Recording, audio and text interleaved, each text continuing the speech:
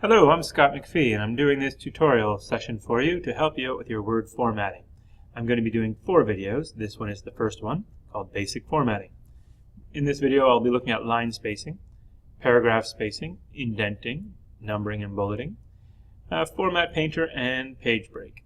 There are some more advanced videos that you may need for your paper as well.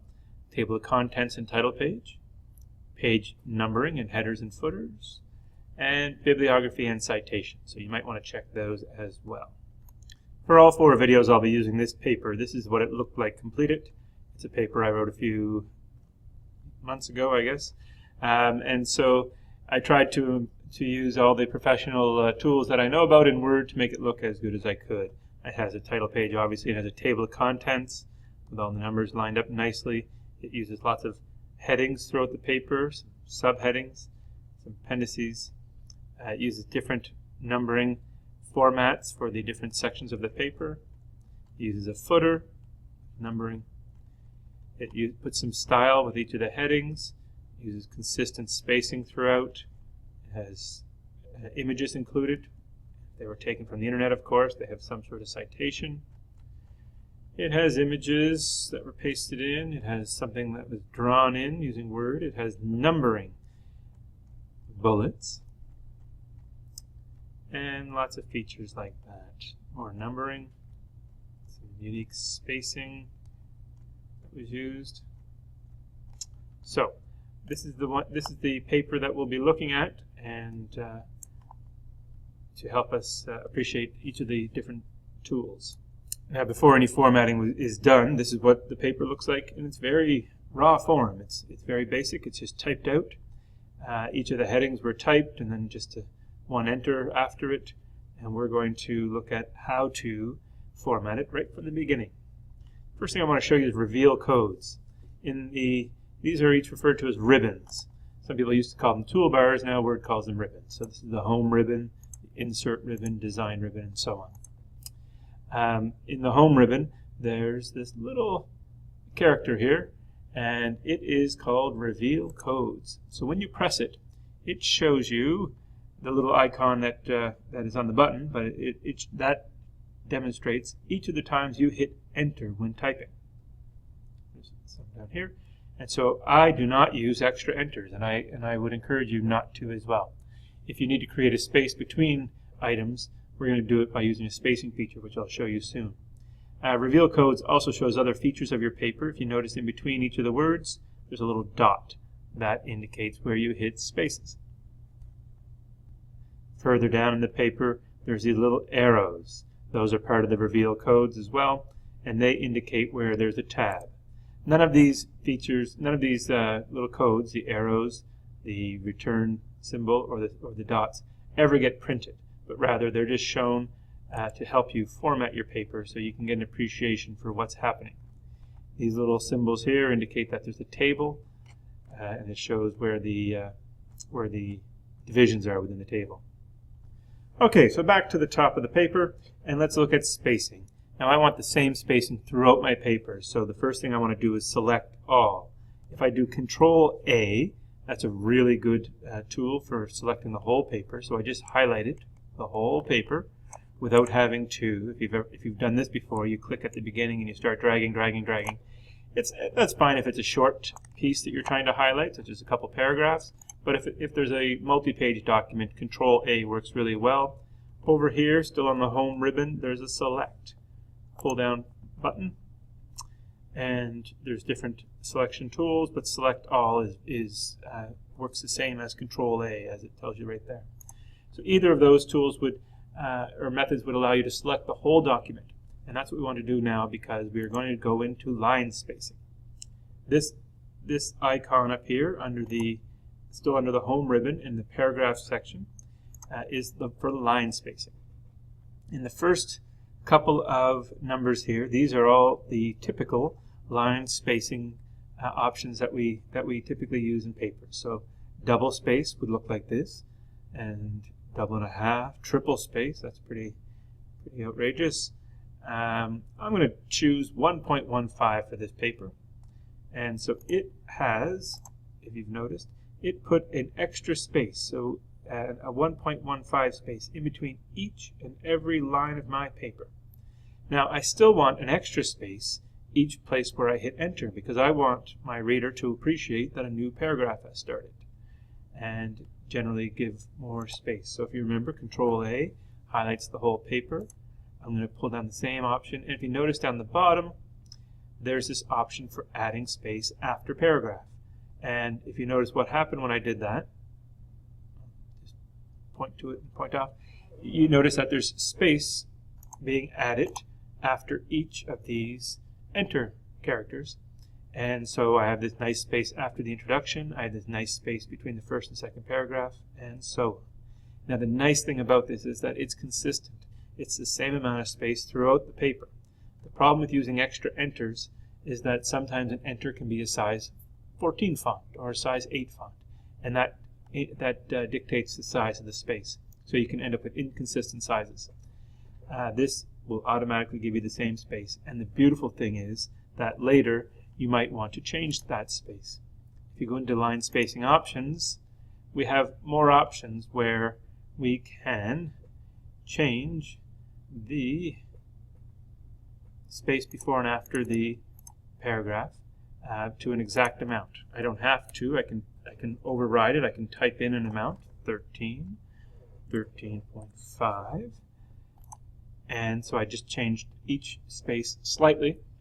Maybe I wanted to get closer to the bottom of my 9th page if my instructor asked for a 9-page paper, or maybe there was something awkward happening where it was just tipping over into a 10th page and you wanted to get it back to 9, in which case you might reduce the amount of space. So you have these options to change the spacing, and it changes for the whole paper when you do that. Something else I want to show you in that pull-down menu, we're still in the line spacing and line and paragraph spacing. In this line spacing options dialog box, there's indentation up here. Now some people like to have their first line indented by a certain amount. And in this case, choosing 1/2 inch, you could change the size of that. And now we have, for each of those paragraphs, it is indented that 1/2 inch. And it's consistent, it's the same. The problem with using a tab or space, space, space, space is that you can't change them all at once. In this case, if I did it for the whole paper, I could, of course, highlight the whole thing and remove them, so I can change them all in one movement. And this is, as I said before, very consistent, because whatever option you're choosing here applies to the whole paper. So that's paragraph spacing. See, we have a nice consistent paragraph spacing here. The next thing we want to look at is numbering. Frequently in papers we want to number some lines or some paragraphs. In this case I want these two numbered, and it's pretty simple. I highlight the items that I want numbered, lines or paragraphs, and I go up here, still in the home ribbon, still in the paragraph section, but this button is for numbering, and I have a pull down option, so I can choose the type of numbers I want. I can use number with a period, number with a parentheses, letters if I choose, and so I'm just going to choose this one for now. Because I still have reveal codes on, I notice that there's a little arrow. As I said before, the arrow indicates a tab, so the formatting feature in Word uses the number, period, and a tab so that these line up nicely. It has a little indent, and so that's how simple it is to number your items. The nice thing about using the numbering feature instead of typing in numbers is that if you insert a new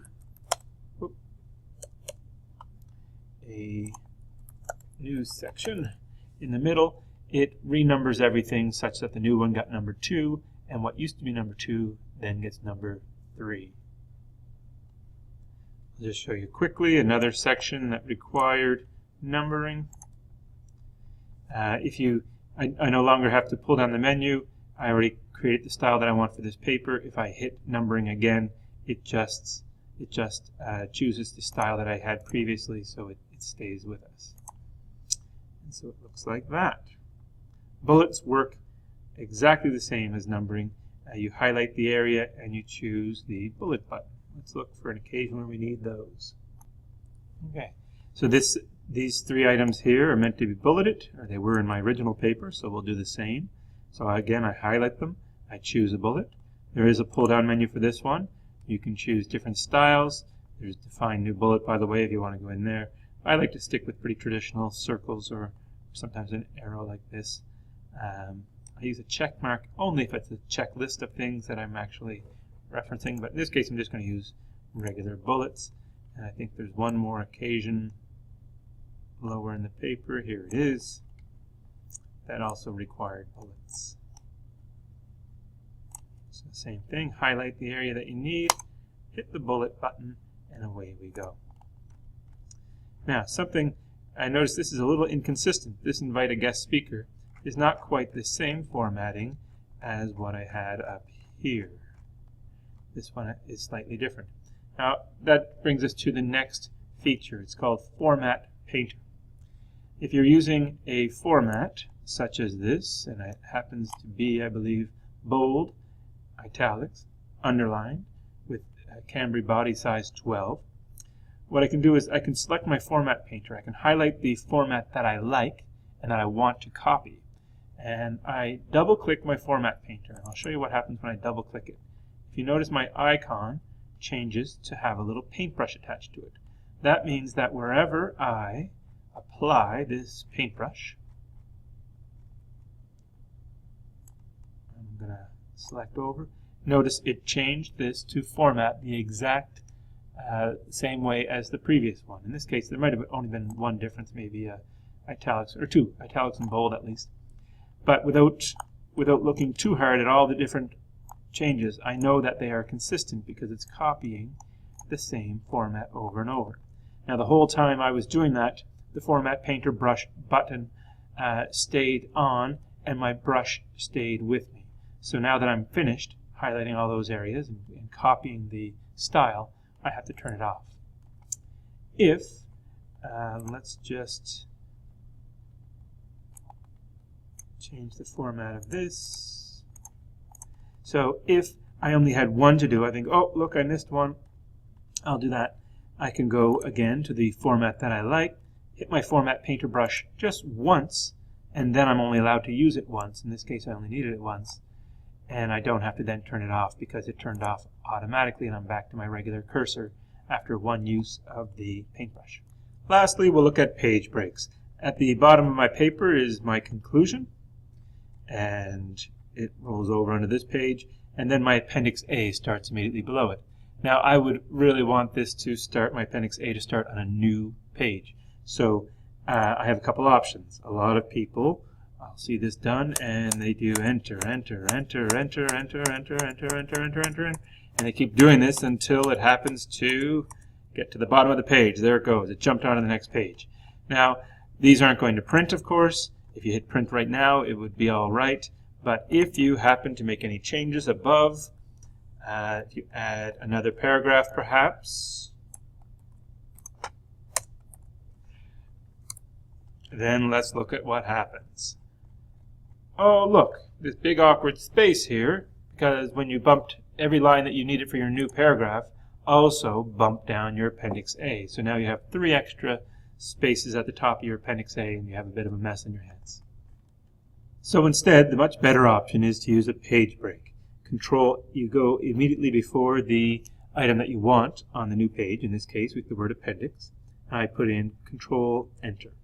And with that, I'm going to zoom out a bit so we can see what's happened here. A little easier. It put this item in called a page break. And that will assure that no matter what happens above, if I add extra text, the Appendix A is going to start on a new page. So even though I might add another paragraph here, or text, it just keeps pushing down the page break, and if need be, it will bump the Appendix A down to yet another new page. So that works much better. If you can't remember the shortcut, Control A, you can also use up here, Insert, Page Break. It's the exact same thing without having to memorize the shortcut. So in this paper, I would go ahead and I would put these page breaks in front of my Appendix B and C, and we might even find purpose for them in the later videos. So please tune in, learn more.